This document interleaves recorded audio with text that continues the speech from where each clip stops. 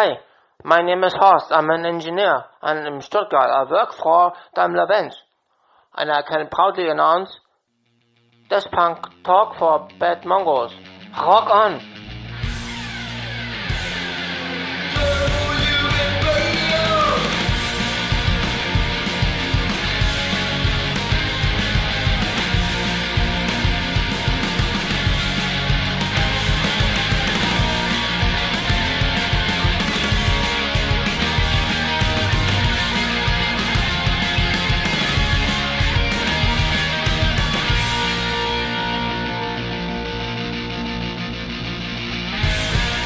Hello Darkness, my old friends.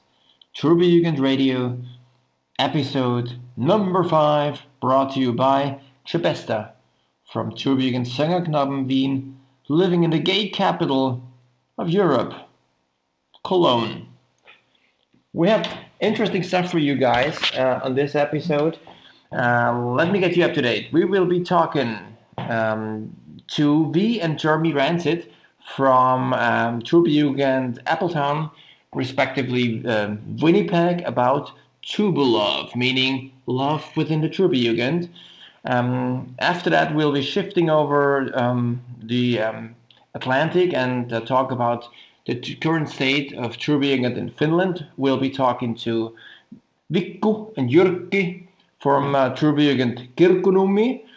And that should be interesting. And we will be concluding the podcast talking to Baltasar Kathesis from Turbojugend St. Pauli about the newly elected Turbojugend AmbASSadors. So I would strongly suggest sitting down, relaxing, opening up every hole you possibly can find, and prepare yourself for your monthly dose of Turbojugend Radio. The Forum. Death Punk Talk and Gossip. So with me this time is V and Jeremy Rancid from Turbojugend Appleton. The topic of this time's discussion is Turbolove, relationships in the Turbojugend. Maybe Jeremy and V, maybe you can give me a brief introduction, who you are and what brought you together. I'm Jeremy Rancid from Turbojugend River City in Winnipeg, and my wife is V from Appletown. And we actually met on the Facebook Turbojugend page.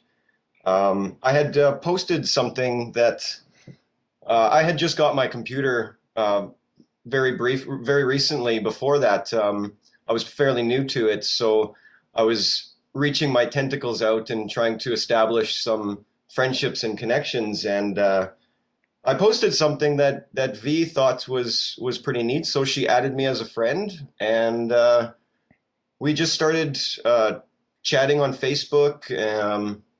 Very friendly, maybe a little bit of flirting, but and things kind of progressed from there. We eventually started to Skype and got a little more, I guess you could say, serious about meeting in person. So Virginia had, I think she had intended on leaving Italy anyways. So she thought maybe she could make a pit stop in Canada for a couple of weeks and see how things went before she moved on to her other travels. And she ended up staying for over 2 months at my place. So Yeah. So but when you were back when you were starting to do the conversation, both of you were already in the Turbojugend. Is that right? Yes, we were. Yeah. So in which Jugend were you at this point? Virginia was in Appletown and I was in River City.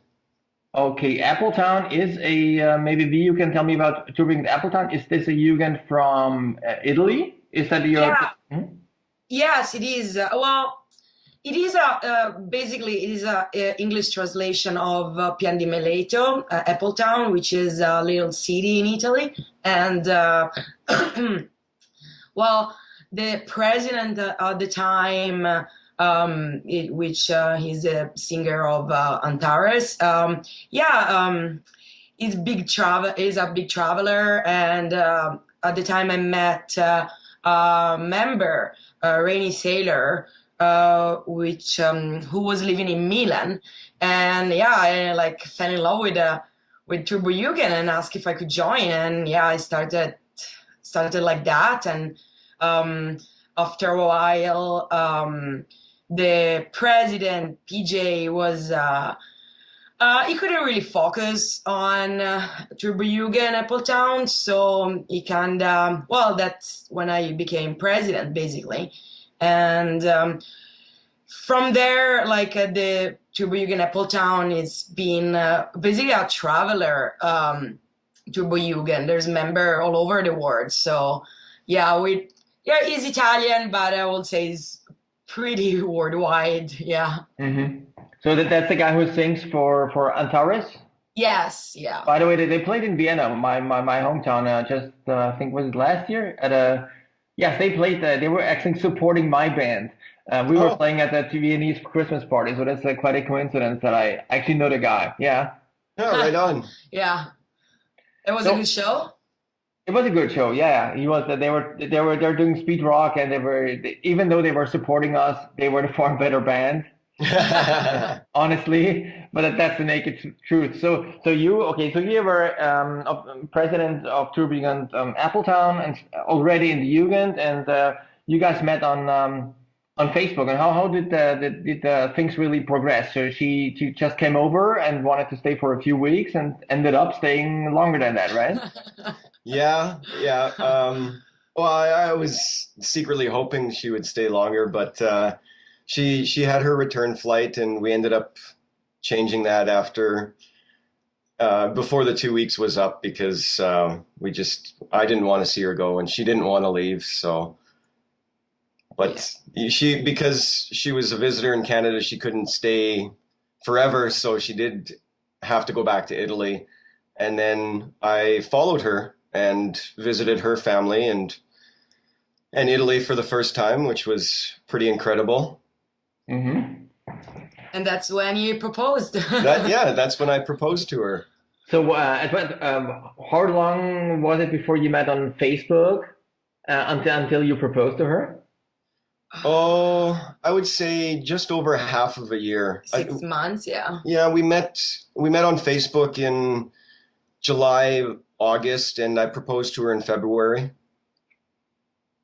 Well, that's fast, but this must have been love at the first, at least Facebook chat, right? Yeah. It was very fast, but both of us felt an incredible connection that we still feel today. So I mean, obviously we have no regrets there. So yeah, now we've been married for like over 2 years. Yeah, just almost 2.5 years now we've been married. Okay. Well, that's great. But what thinking of Turbojugend couples, do you think that the like in Turbojugend or like in that sort of lifestyle was a big factor getting together? Oh yeah, I completely agree. I think having the same mentality, the same musical likes, the same outlook on life, and the same freedom, like personal freedom you want to express. I think that really helps to solidify a bond. Mm-hmm. It's great to meet people that have similar interests, but someone from Turbojugend, you're going to have similar interests. Yeah. It's also pretty hard to explain to a known Turbojugend, like the lifestyle, I guess. And so there was no need to explain anything. It was just like, okay, awesome, we're both in Turbojugend, let's go party. So it was pretty easy. Is Turbojugend a lifestyle? Is punk rock, metal music, tattoos, and whatever goes along with that, is that part of your normal life as well, or is it just a second life that you're both living and enjoying? Well, I think we like to incorporate the Turbojugend into our normal life as much as possible. Obviously, I think living a Turbojugend lifestyle 24 hours a day, 7 days a week, will probably lead to an early grave, but we try to balance things out, you know. We do like to go out a lot, so there's a lot of bands we see together, and we wear our kutas as much as possible. So that certainly helps. Like at least, I mean, what I would, as I see it, like in Turbojugend and like in the same kind of music helps spending more spare time together and having a really quality time because it's more or less a hobby you both share together, right? Exactly. Yes. Yeah. Very good way of putting that. And as far as friends go, would you say that most of your friends are within Jugends or in a normal life? And how far did this really help to? I would suppose that the coming from Italy to Canada didn't have any natural friends because she probably has never been to Winnipeg. And how far did that really help you be to sort of socialize easily or more easily? Well, yes, like it's obviously like we have friends outside the Jugend too. But I would say like 80% of our friends are actually in the Jugend or associated with the Jugend somehow, and typically if they're not, we kind of tend to drag them into it. So yeah, no kidding. But it's usually it's a little bit. It's you have normal friends, and then you have Turbojugend, and sometimes it's quite also scary for non-Jugend, kind of, when they meet like us parties, and it's quite the experience usually, like to put the two words together. It's quite funny. For sure, like my friends here, like it was easy, like to get to know people. We had my first friends here. We just when I moved, we had a Jugend party for me because I was there, and that was basically how I got to meet most of Jeremy's friends. Mm-hmm. And they become like friends, everyday friends, and still in touch every time with them. And also, obviously, like it was basically like that every time that I traveled. So, like outside Italy, I went in England a few times, and I went at the Big Bender party that was like 3-4 years ago, and also there, like obviously they all welcome me like family. So this is pretty much everywhere you go. If you're in the Jugend, you get warm welcomes. So that helped when I moved here for sure. Mm-hmm. And for how long have you guys been in the Jugend? For how many years? I joined in 2006 and got my kuta in 2007. Okay. Mm-hmm. Oh my! When did I join? I don't even remember that. I had the kuta actually arrived. My kuta arrived after my first trip in Canada. It arrived when I was here the first time, and I had it when I went back to Italy, and so now it's been 3 years. 3 years, yeah. Yeah. So I would say that probably I'm in the Jugend like it's been 4 years, just over 4 years, something. Yeah. I think that's about right. All right. So when listening to that story, I mean, this is a real feel-good story about Turbojugend and really getting to know via Facebook, which is even more better because not as we can read, not every Facebook experience is really ends up in a positive way. But with you guys, it certainly did. But now going more into a general mode and general discussion about relationships in Jugend, would you say that in general that it's a healthy way of starting a relationship if you meet somebody in a Jugend, or do you see any danger? Well, it's not a danger really, but like a negative maybe consequences if you get to know it, get to know the Turbojugend, and then for some reason it breaks up. I mean, this happens all the time, basically in normal life, but also in the Jugend. Mm-hmm. There can definitely be some negatives to it. I mean, people are people, regardless if you're in the Jugend or not. So, you know, if you do meet someone in the Jugend and things go great for a while, but end up turning sour, I think that can really put a lot of strains on a lot of people who, you know, maybe have supported that couple for the while or are friends. And as with any social group, a split can always produce some negative effects. So, yeah, I think definitely there are some negative side effects to it, but let's say also the positive. Usually when there's a breakup, you can see if someone just joined the Jugend because the girlfriend or the boyfriend is in the Jugend, was in the Jugend, you know, how much you're really interested in being this group, really, and just, or you're just doing it because you want to please someone, you know? Mm-hmm. So I guess, like, if you really want to keep on being like an active member and, you know, go to parties with your ex-boyfriend, I mean, you will get over eventually, you know, you will get over it. So, I mean, it's, you know, you can see like the true face, you know, somehow after, you know, a breakup, how much you care. Mm-hmm. Yeah.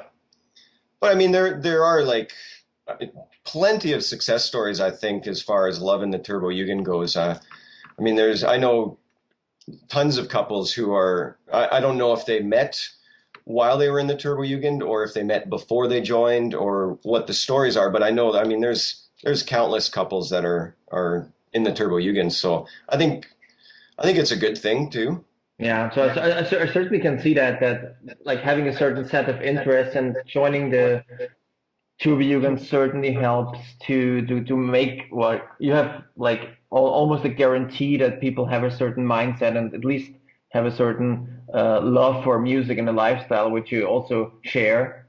So that's kind of a free pass for some parts of interest which you share commonly. Me personally, I had the one, well, I would call it an encounter, and I'm not gonna be mentioning names because that's not my style, no. And I'm not gossiping around here. But I had a real nice summer back a few years ago, and then I got to know a nice girl from Turbojugend, and so we met again, and then we went basically together as a, well, maybe soon to be couple. At least we went there together. And it was a really, really nice Turbojugend party, and things got wild as usually it gets wild, and people get shit-faced and stupid and stupid drunk, and well, eventually I was like really, really having a good time, a perfect evening, and we had a nice hotel, and everything was really perfectly set and stuff, and then I just took a piss, and as it usually, I mean, it's a nightmare, but as you come back from the piss, you see the person you're going with kissing with another guy who's having the same nice jacket and maybe also the same interest, but this really didn't help the cause because what I'm trying to get to is that Turbojugend is an environment where people are really partying a lot and people are drunk, and there usually is a 5-to-1 ratio on maybe guys to girls, or make it 5-to-2 if you want to be positive. But so everybody's getting wild and stuff, and if things like that happen, it really, you know, it disturbs the whole atmosphere because you're not at.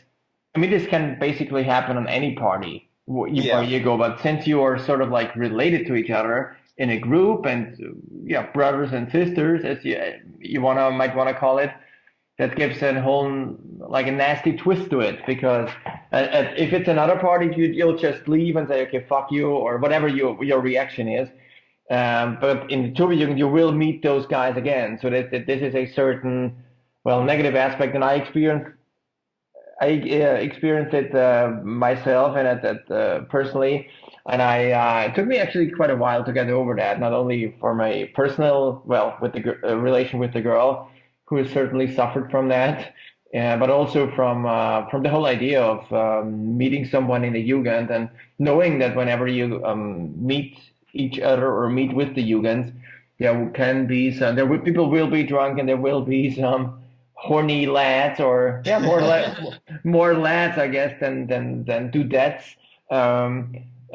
going for it. So that is certainly also not a risk factor, but it's could be a disturbing factor, which I personally experienced. And have you guys experienced anything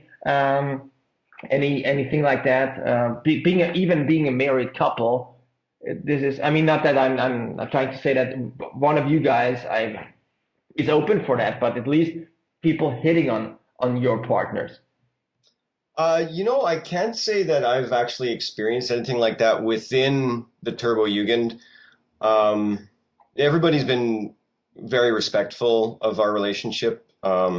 So I can't say I've experienced anything like that. No, they're very consensual, like sexiness always, obviously. But there's like we both know that we can get really drunk and have a lot of fun. But yes, in the morning, you still, have to wake up with the same person, and and you need to respect a little bit, but. I do get my ass slapped, but it's usually just by dudes. So yeah. So that's okay with you, V. Girls, once in a while. That's okay with you, V. If a guy slaps your husband's ass. Yeah. And selected girlfriend, they can do that too. yeah. But that's a healthy way of seeing things in the Jugend, because otherwise it would be kind of not fun to go to any Turbojugend parties if ass grabbing within men or women is not accepted. It would be kind of exhausting, I would suppose. Yeah, you kind of have to be a little bit liberal in how jealous you get about things, I suppose.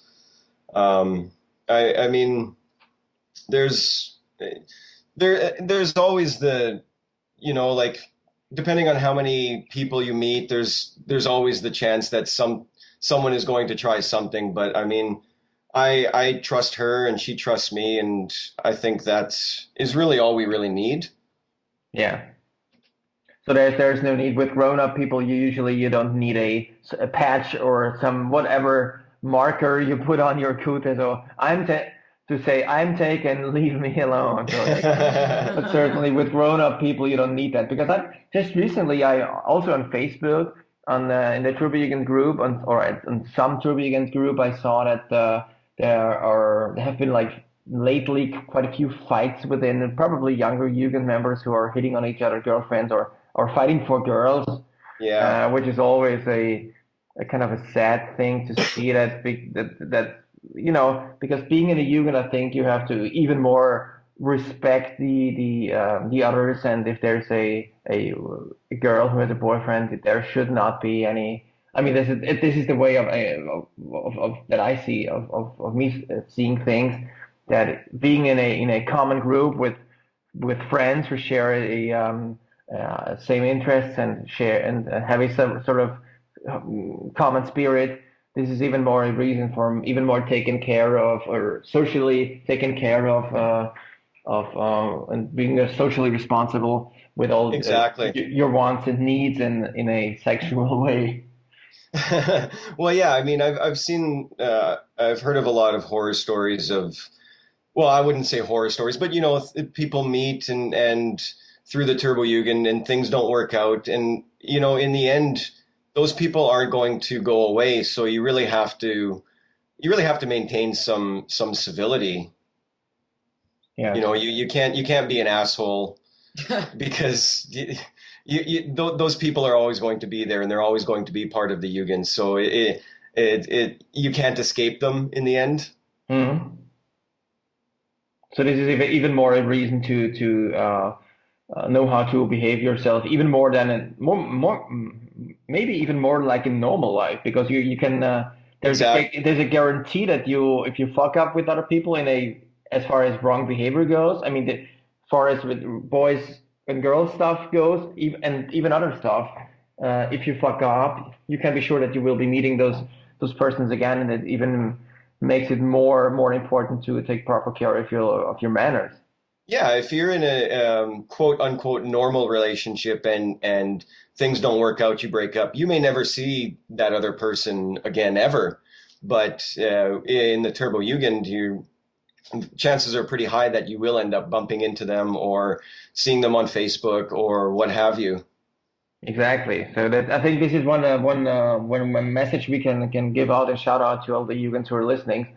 That yes, again, behave and be good girls and boys, and really treat your brothers and sisters well. Exactly. That maybe that's a good sentence to conclude this discussion, which I would like to thank you, both of you guys.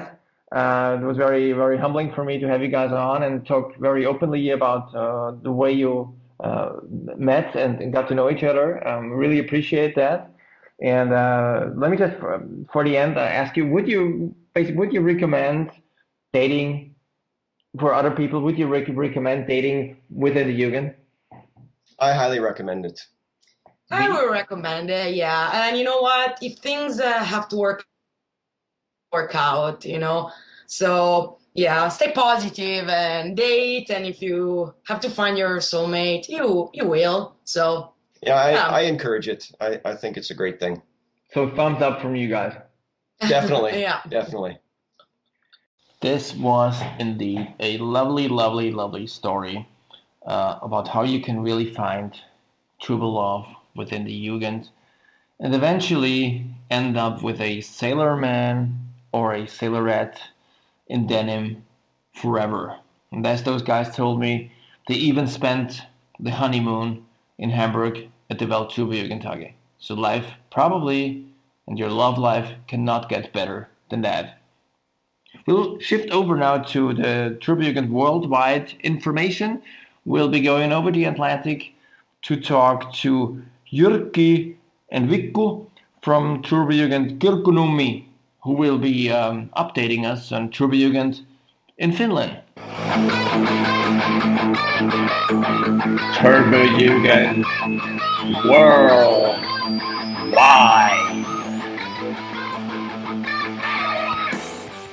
So here we are, Turbojugend worldwide. This time we're heading up to way north to Suomi, Finland, where I have two fine lads from Turbojugend Kirkkonummi and Turbojugend Kyrkslätt. Good morning, gentlemen. How's your day? Is your day starting? Actually, quite fine. A little bit lonkero, typical Finnish long drink, and yesterday grave is bending over. Yes. Okay. Fine. Okay. So who's on the phones there? From Turbojugend Kyrkslätt? Yes, me, Jürgen, the president of Turbojugend Kyrkslätt, and here is. And I'm Vilkku, president of Turbojugend Kirkkonummi.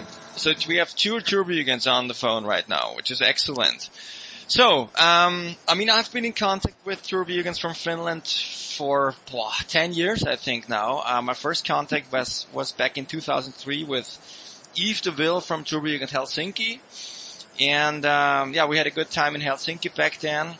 But, during the last years, I sort of have the impression that, Helsinki is not the center of Turbojugend anymore in Finland.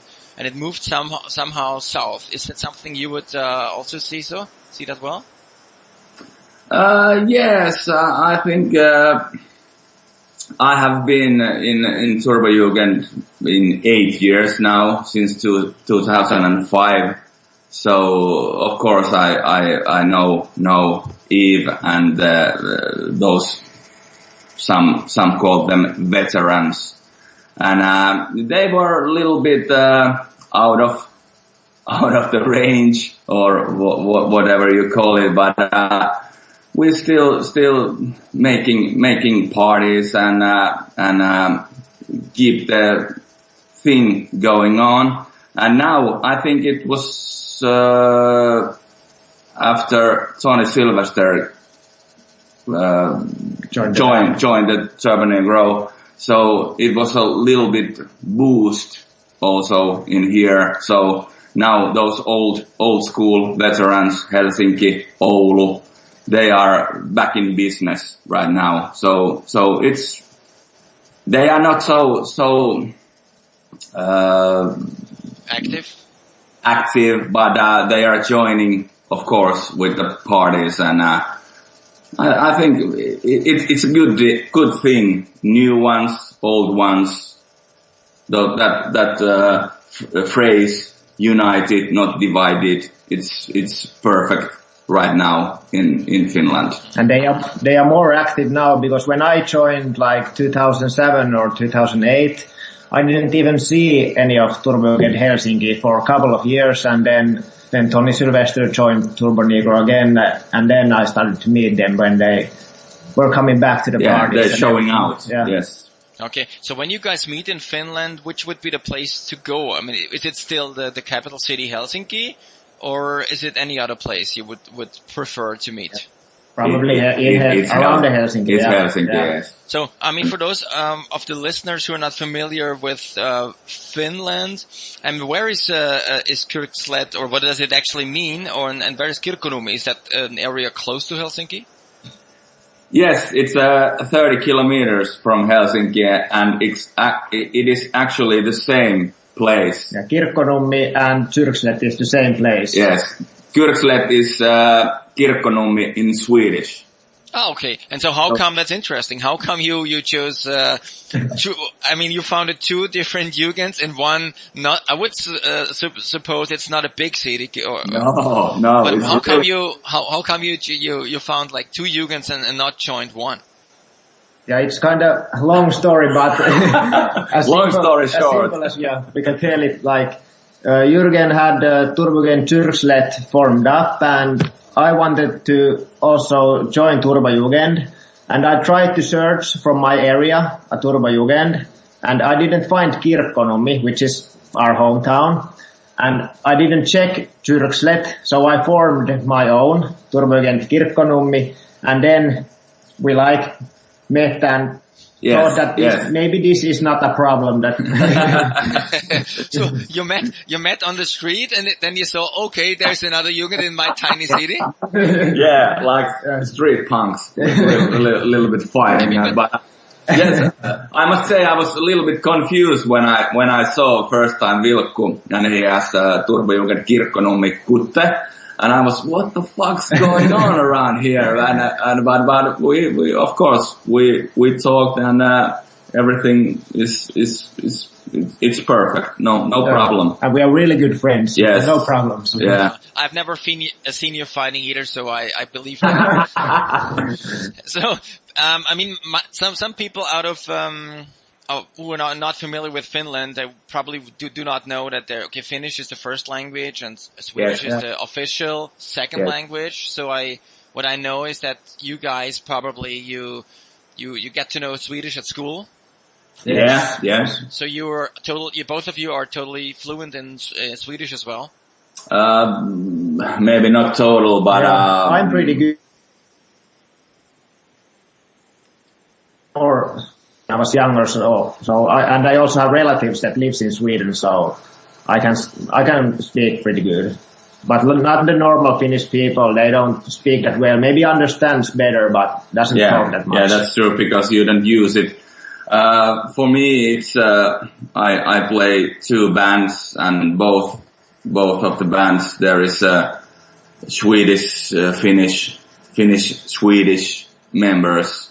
So it's I think it's maybe a little bit joke. We have our own words, which is maybe not Swedish, not Finnish. Something in between. Yes, yes. So, but I suppose, I mean, Finland is a big country. I looked it up on the internet, and it says it's the 65th biggest country in the world, and it's actually bigger than Italy or the UK or New Zealand even. So, I think describe how are you organizing stuff? Is it, since it's a really big city with it's like a far up north, you have to travel long ways to get up to the northern part of Finland.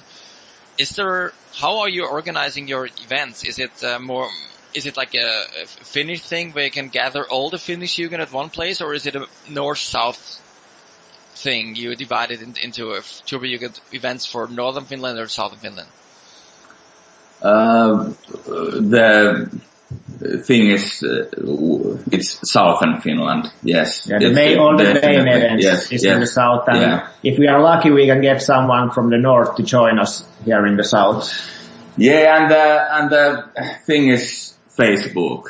Yeah. I'm a little bit. I like boardtodeathpunk.com site. It's really good, but that Turbojugend site in Facebook, it's, how can I say? Well, it's too much spam in it. Maybe everybody's writing constantly, and you cannot keep track of. It's hard to, you cannot keep track of any topics. Yeah. Mm-hmm. It's really fucked up, and I left there because it's too much. But we make events in Facebook and invite our friends and Jugens there, and we have our own Facebook group called Turbojugend Finland. Yes. And it's really active, it's really informative, and we have also secret group called Turbojugend Finland, the presidents of Turbojugend Finland. So there is only presidents, and we talk there with events in the future. So no one. If someone organize an event, we put it over there, so no one, double booking. So you focus on, you can discuss and focus on certain. Well, that's a good idea. What are the main Jugens in Finland anyway these days? I think it's us. Yeah. Kirkkonummi and Churchlet. So you're running basically the show, and what other Jugens would you how many Jugens are there in Finland? Do you know? Do you have an idea? I think if we talk about peoples, the biggest event I thought was Turbo Cup, which was football, soccer event. There was maybe 80 Finnish Jugens were there. Yeah. So 80 members. 80 members. Yeah. Okay. Yeah. And what would be the most famous Jugens? I mean, I know Kirkkonummi, Krukslet, Helsinki. I know Oulu from back in the day. I know Kotka, right? Yeah, Kotka. Those are Turbojugend Espoo is pretty active. Yeah, that's. Yes, Vantaa, I know. Yes, Vantaa is coming back also. They are the veterans like Helsinki, and of course there is the president Jarkka and vice president Jimmy. They both have kids, and when the kids is growing up, so they have more own time, and they use it quite well with the Jugend things. Actually, next Saturday is TJ Vantaa is representing Christmas, Little Christmas. I don't know what it's called in the international, but in Finland it's Pikku Joulu, Little Christmas, and we go to boat cruise to Tallinn. Oh, okay. That's a good point to Tallinn, because I've been to Finland, and I know that Estonia is pretty close. It's only how many hours? 2 hours, 3 hours by boat? Yeah, by boat you can. With the fastest boats, it's like less than 2 hours to get there. And helicopter, it's 18 minutes. Yeah. If you take the helicopter, yeah. But, is there any Jugens in Estonia you inviting, or is there anything going on with Turbojugend in Estonia? Oh, no, nothing. No. I don't know. I don't even know anyone from Estonia that would have anything to do with Turbojugend. Actually, Victor from Turbojugend Kotka is his original. The original, yes, from Estonia, but he lives in Finland, and I think he lives in Kotka. Yeah, yes. So he lives in Canada. Okay. I was mentioning the Turbojugend Oulu thing because when I joined the Turbojugend back in 2003, I think there was this rumor that Turbojugend Oulu, which is obviously in the north of Finland, above the polar circle, and they were organizing a sauna event. I mean, this is a traditional Finnish thing that all of you Finns you go to sauna quite often, and it's part of your culture. And even Turbojugend was doing that. Do you know anything about what took place there back in the early 2000s?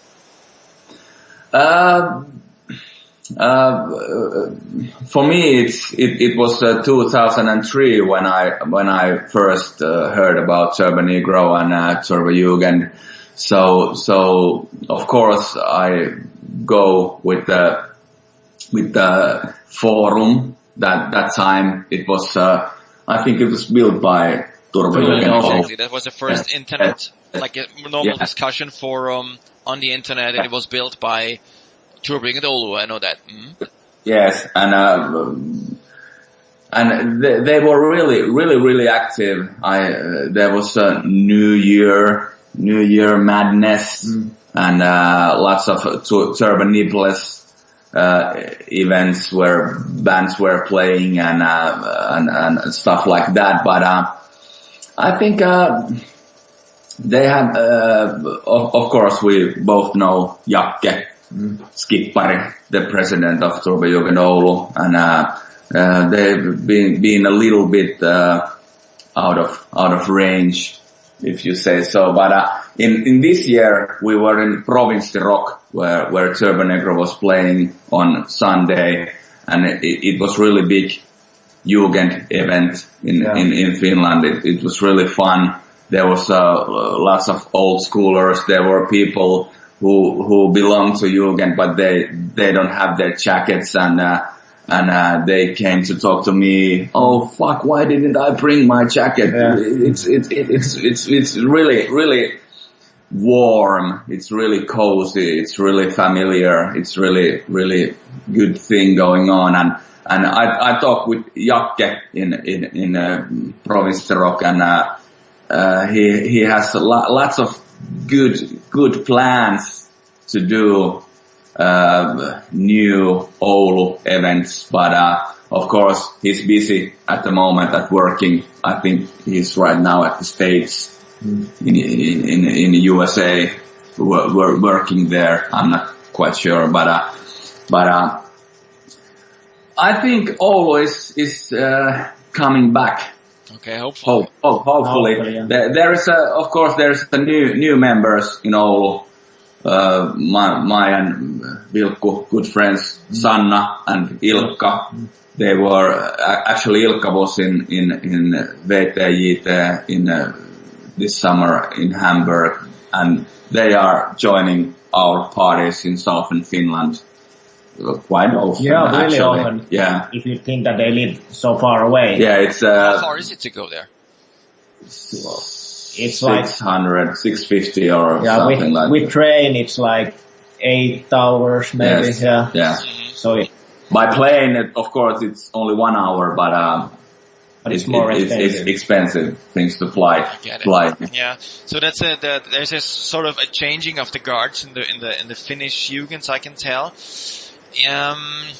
I spent some half a year in Finland in 1999, and what I experienced from the people I knew from back then is that in Finland, you party very hard all the time. I mean, not just hard, but very, very hard. But at a certain age, like when the people are in school and on university, and until 25, I would say. And after 25, I have the impression that people want to get married, want to have a good job, and then they stop partying, stop going out, and the only thing they have on their mind is family and kids. Is that something you would you see the same way? Yes, for my friends, that's exactly the way you said it. Most of my friends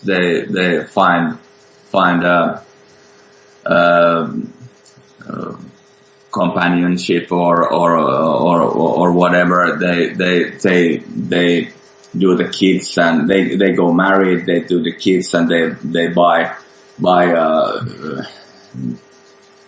typical farmari car. Yeah. What is the? It's the family car. Yeah, family car and whatsoever. But I mean, which is not a bad thing per se. No. Don't get me wrong, but it's different for me because I'm in this November. It's my it's 42th birthday. So I was born in 1971, and me and my wife, we don't have kids. We have of course we have that family car too, but it's because my music hobby. So I have to carry on my amplifiers and guitars and whatsoever. But yes, like I told earlier, Turbojugend Vantaa, they have kids and they have spent that in few years ago, there was a festival called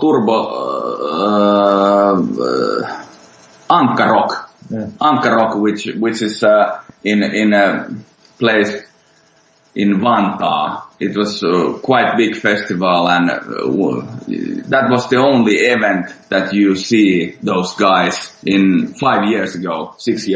Yeah. But now they are back, and I'm really, really happy about that because those Vantaa guys is really, really heartful and really, really good people. Really nice people. So now the kids are growing older, so they got more time to themselves and they joining the now party. they are back. Yeah. Okay, there's a good chance that the old Finnish Jugend, like from Helsinki, I mean, I've been talking to Yvdeville and she still shows up in Hamburg every year. Yeah. Oulu I haven't seen in ages, but it's a good thing if they get the families and careers started and then they come back and continue to party. Maybe not as, I would say maybe not as hard as they were partying back in the days when at Mikko's age. But it's good to see them coming back and being part of the, as I see, a big Jugend movement in Finland, a powerful movement, and also organizing lots of stuff and events. Which brings me to my last point. I mean, you were mentioning a few the Pikku Joulu, was that right? The little Santa Claus thing. What other events are taking place in Finland within the next months, possibly taking us into 2014? Yeah, on middle of January, we have the Turbojugend Finland's cross-country skiing event. Okay. Yeah, it's fucking madness. Where is that? Is that in Helsinki or is it in? I would say it's in Espoo. Espoo, it's near Helsinki also. It's like between Kirkkonummi and Helsinki. Yeah, it's a amusement park, some sort of amusement park. There's a water park and skiing, downhill skiing, and of course cross-country skiing called Serena. And are you wearing a kuttes? Yes, of course. Yeah. We have booked 3 cottages. So we will be there maybe 35 Jugens is staying overnight between Friday and Sunday. Yeah. So it's going to be really fucking hilarious. And we have a thing with Vilkku that we do some sort of cross-country skiing relay. Okay. So if of course there is hundreds of kilometers of skiing routes, but oh my God, no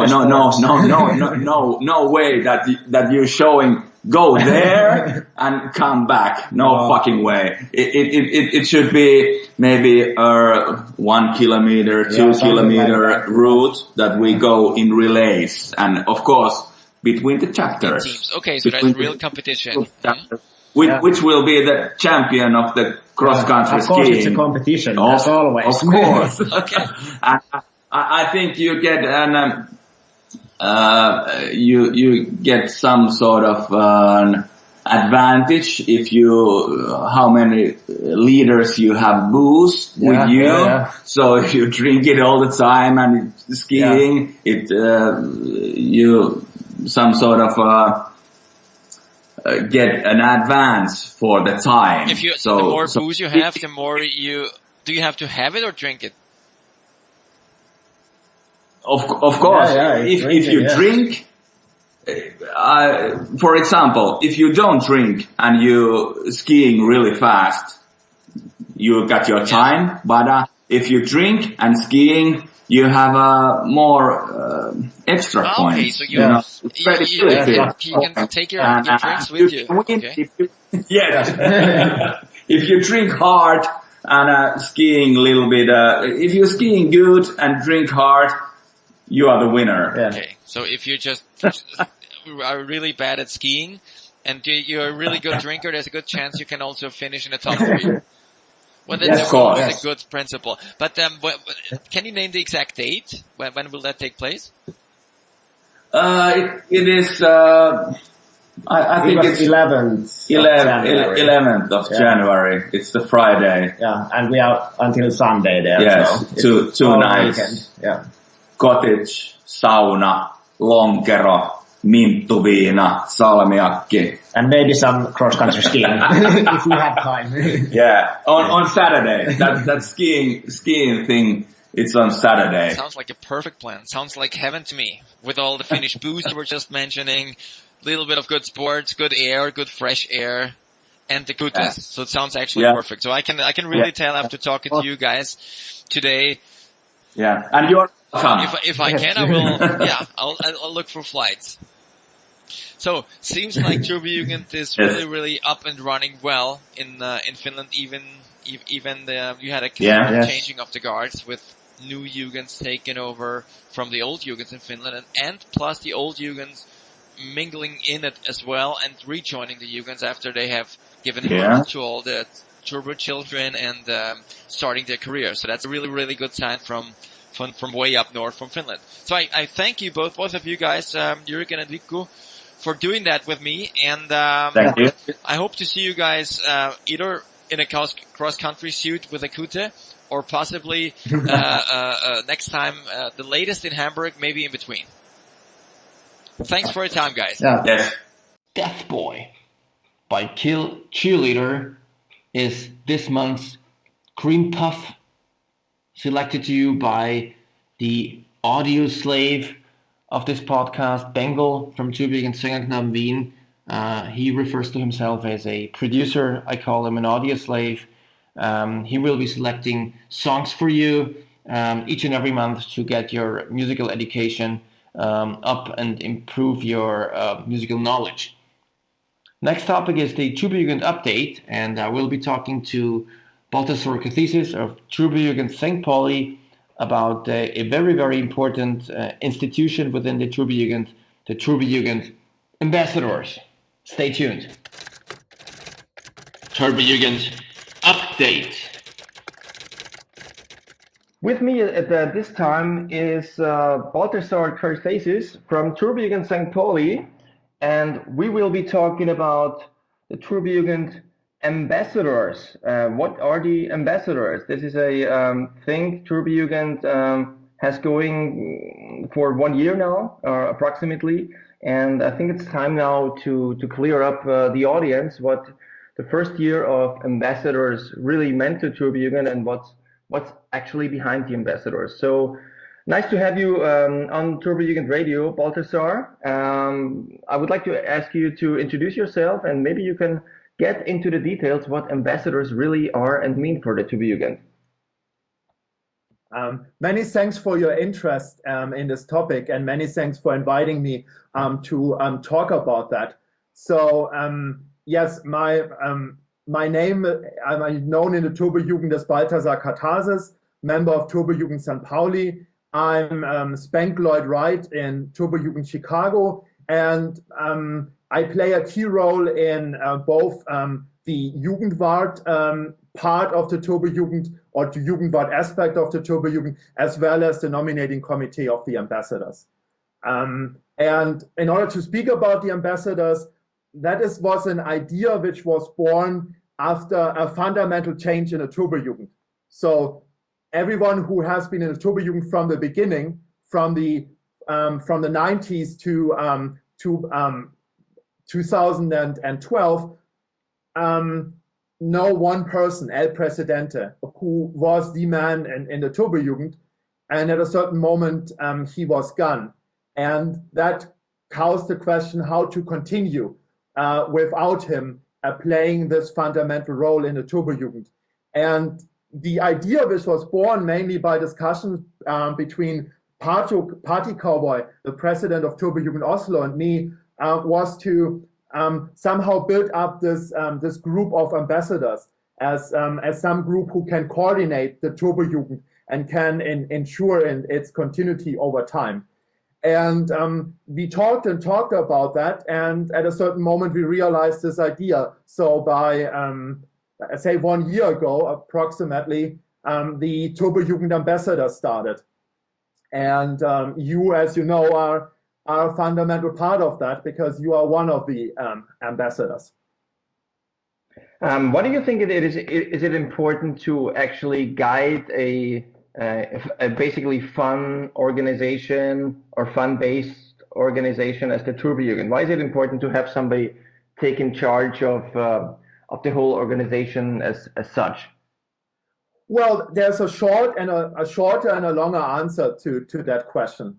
The shorter answer is just one of the key components or one of the key principles of the Turbojugend are the rules. The rules have been there from the beginning, and even so, it was an ironic statement. There have been actually rules which persons follow, even so they don't are part of a group which likes to have rules in their life. So somehow, if there are rules, then you somehow need to have somebody who is allowed to decide on these rules, or to change the rules, or adjust the rules, or play with that rules whatsoever. The longer answer to that is, I think, just based on the way the Turbojugend is organized. When you look into that, then the Turbojugend consists of 4 fundamental building blocks. First and foremost, we have Turbonegro. I mean, we are the Death Punk Navy, we meaning, of course, the Turbojugend, and Turbonegro are everything what we desire and need from a punk and roll band. And they are, of course, one fundamental building block of the Turbojugend. But over the years, from the Turbojugend, I mean, friendships all over the world have started among the members. And the Turbojugend itself developed into a very special rock and roll lifestyle. And I think this is the second fundamental building block. We have now 3,404 chapters all over the world, and those chapters are represented by their president. And now again, speaking about rules, well, the president is the absolute ruler of her or his chapter, and whatever he does applies for his chapter, but only for his chapter. So the rules for Turbojugend Barbecue not necessarily apply to Turbojugend Vegan and vice versa. And now speaking about organization, you have then putting all this chapter together, approving these chapter, approving new precedents, or solving inner conflicts between that. And that is then the Jugendwart organization, the third group of persons who take care about the worldwide organization. And last but not least, I mean, every Turbojugend member wants to have a jacket, and there, from the hell of Mexico, we have then Pan Demon 666, who rides up to the mile-high city of awesome drinkers in Fort Collins, Colorado, where then Chuck Destruction sends out those jackets then all over the world back to these 3,400 chapters. And all these building blocks operate on their own. but somehow you need to ensure that this works. Or let's say there's a problem between those building blocks. You need to have somebody who is some kind of Supreme Court who is able to decide on that. And there's also somebody who sees the global picture and says, okay, we would like to ensure that the Turbojugend, which now has been out for almost 2 decades, can perhaps even consist for far more decades. And therefore there was the let's say desire and need to bring up these words again, to have these kind of advisory board. And just in order to emphasize that this is not a group of rulers, we wanted to call this ambassadors, so persons who represent the Turbojugend and persons who are more diplomats than they are kings, but to a certain moment also have the authority to decide on things if nobody else can decide on this. I get that. So as I understand, there is a certain need to coordinate the faith and the future of Turbojugend, and to coordinate also the interests of the various interest groups, as you said, Turbonegro, Turbojugend, the presidents, and then the guys behind Turbojugendnet, who are the Jugendwarts, basically, who are taking care of the administrative part on Turbojugend.net, which is still the focus of and should be the origin of information when you want to look up a certain Jugend on the globe. So I understand that they are taking care of Turbojugend on a global basis. Also a thing that you need more than one person to do, because it's simply not possible to take care of all the Jugend coordinative activities on the globe from one single country without being like the Pope who can jump in his airplane and fly wherever he wants to. So there is also a certain global distribution of ambassadors. Maybe you can talk about this later. I would like to come back to the values of the ambassadors, because I think the audience might want to know. Okay, so we know there's a group of people who are basically in a diplomatic charge of us, but what are the values based upon the ambassadors? On what values do they really act? Well, we have something which we call the denim principle. And denim is an essential part of the Turbojugend, and what it means, we have D as in de-escalation of friction within the Turbojugend.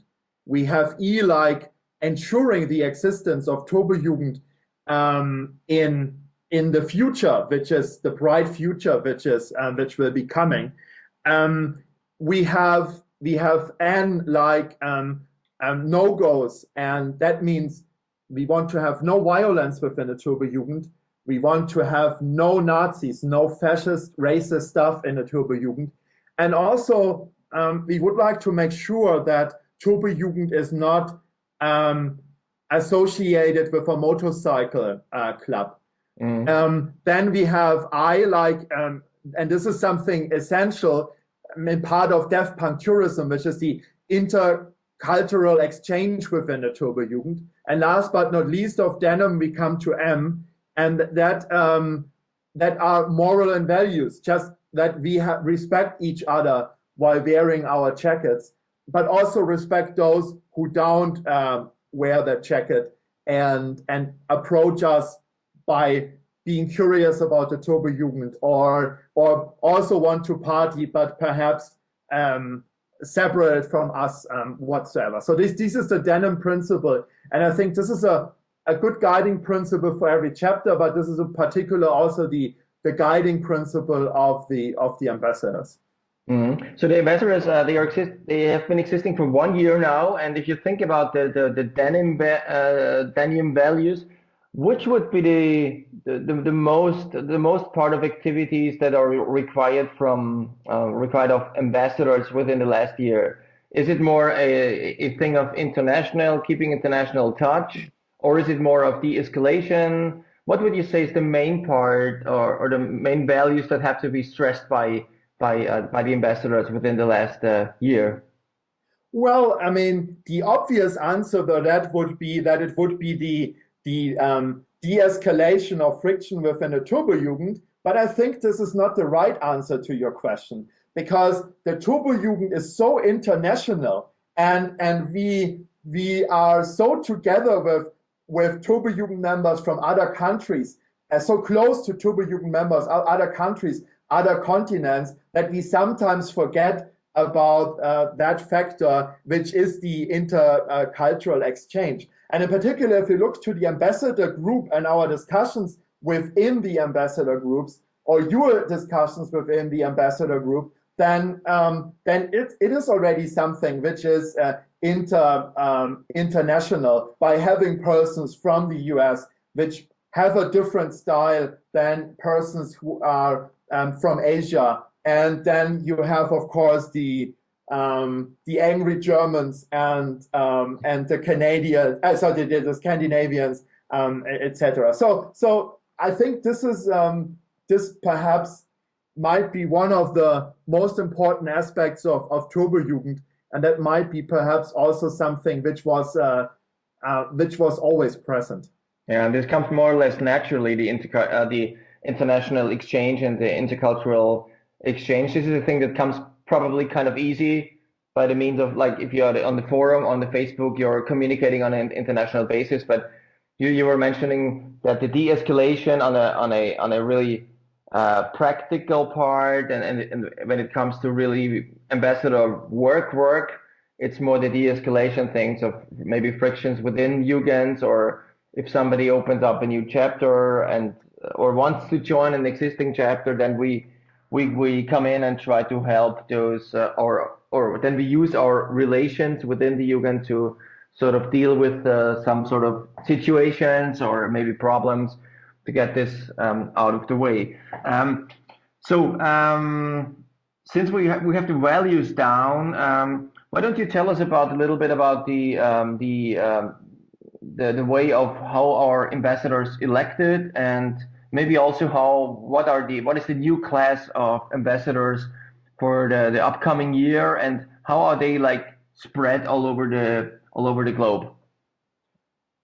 Okay, so we wanted from the beginning to have a group of ambassadors which is small, because only a small group is able to discuss things and really have detailed discussions about important things. Like, let's say, to mention two things, the discussion about non-city chapters, or the discussion about the Turbojugend Deaf Punk jacket, which is suddenly allows everyone to wear a Turbojugend jacket or a Turbojugend-like jacket without being a member of the Turbojugend.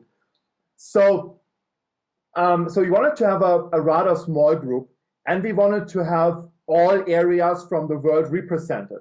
So Turbojugend is, of course, most of the chapters are in Germany and in Scandinavia. So there needed to be a strong group from there, but we wanted to have also other countries from Europe. Then we have, of course, a growing Turbojugend in the United States. We wanted to have presence in Latin America, Asia, and Australia.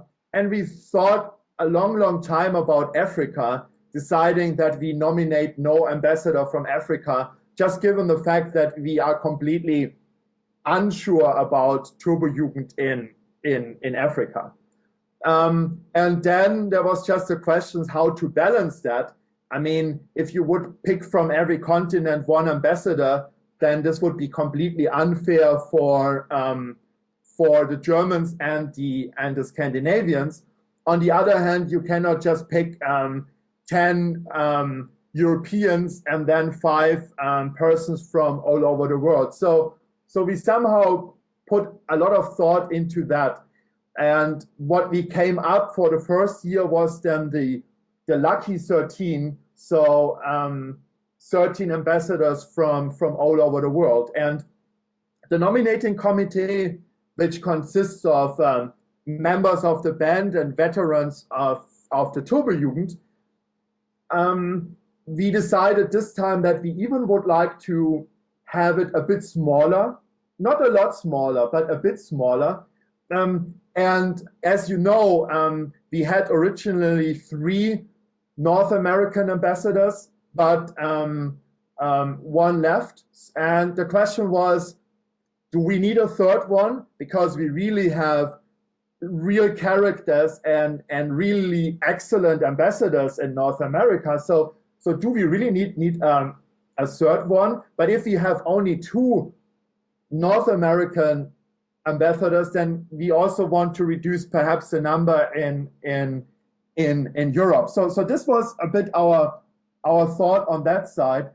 On the other hand, we also see that there might be a lot of potential for Turbojugend in Latin America. So we really would like to, we really wanted to have somebody there who knows the Turbojugend, who is and who has the ambition to really build there something up, and that's of course needed to be somebody from that area. So this was in principle the discussion we had. And speaking about Europe, what is really amazing is how the Turbojugend is developing in Finland, and we wanted to honor that, and we by picking one European ambassador from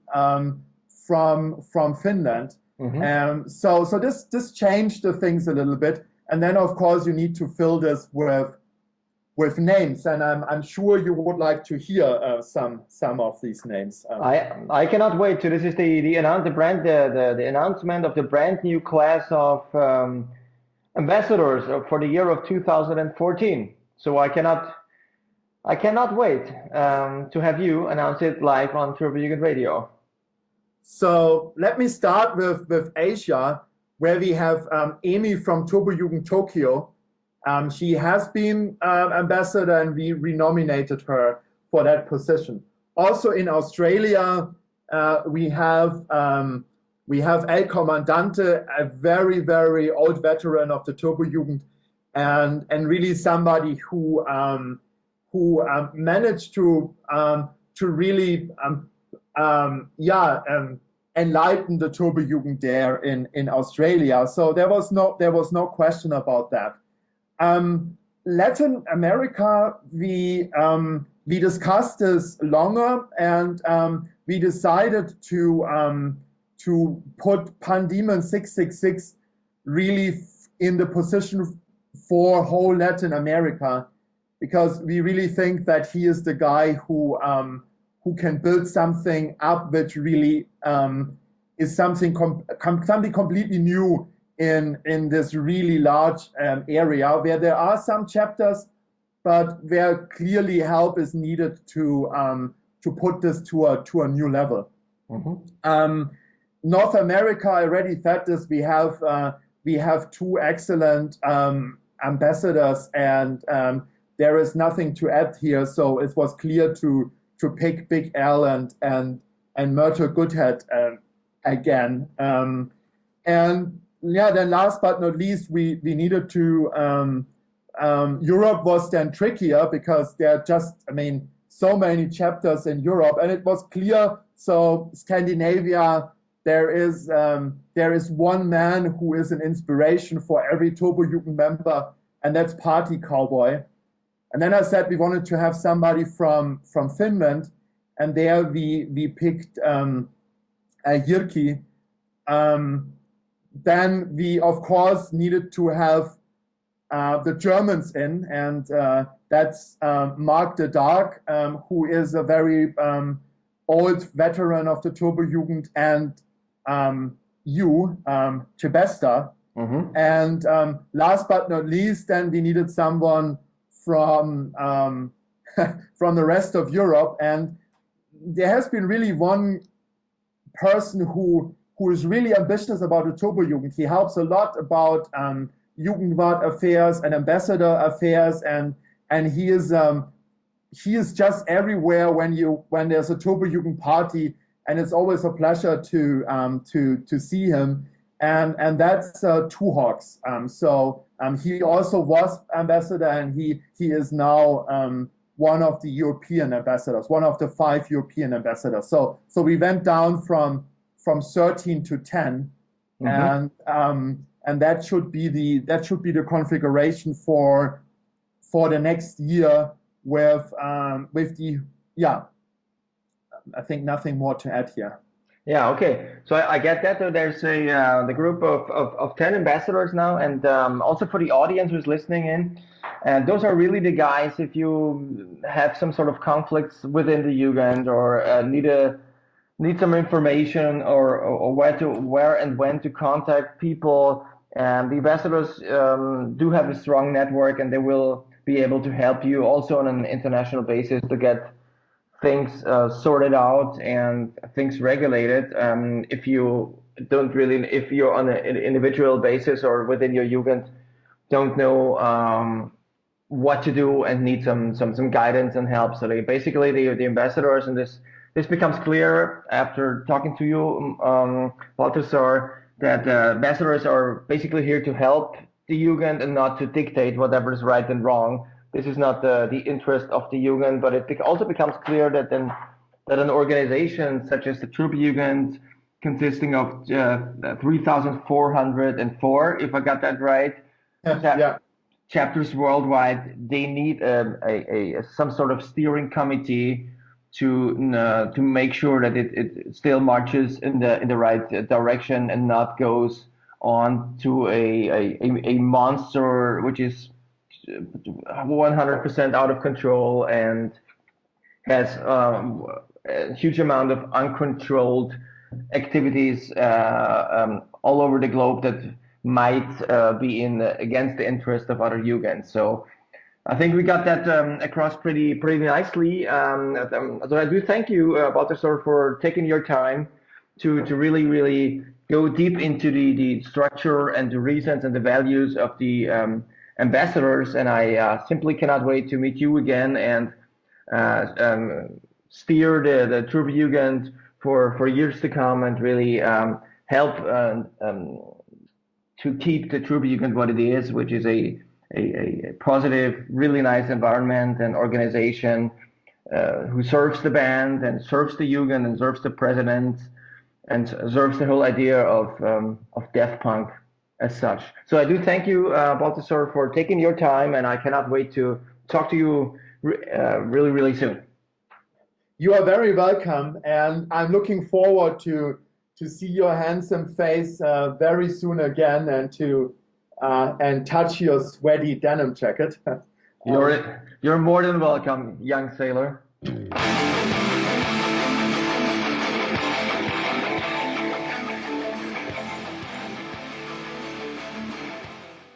So the breaking news and the new Turbojugend ambassadors are out almost exclusively on Turbojugend Radio, which gives me now the time to do some homework. First of all, I put Turbojugend Radio on the Twitter map, meaning that I put Turbojugend Radio on Twitter. If you want to get a hold of us on Twitter, just go there and look for Turbojugend.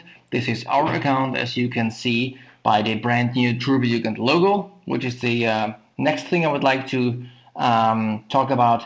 I do thank Blacky Guns from Turbojugend Rockers Fuck the World from the Carolinas for doing a really outstanding job on the brand new Turbojugend Radio logo. So thank you very much for that.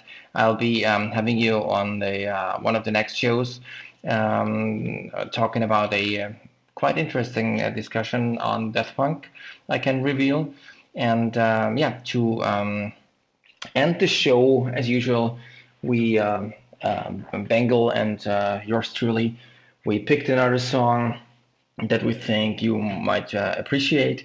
It's by a group called Grand Cafe, and they will be performing Mr. Sister, and this song can be found on the Omega Motherfuckers album, which is, by the way, now available on Amazon and iTunes, and also on the Turbojugend merch store. So if you guys want to give some present to a friend or even a sailor man for Christmas, this is certainly a good way of showing your manly love. So enjoy this last song of the podcast. I hope you tune in next time, and until then, so long from the Denning Cave.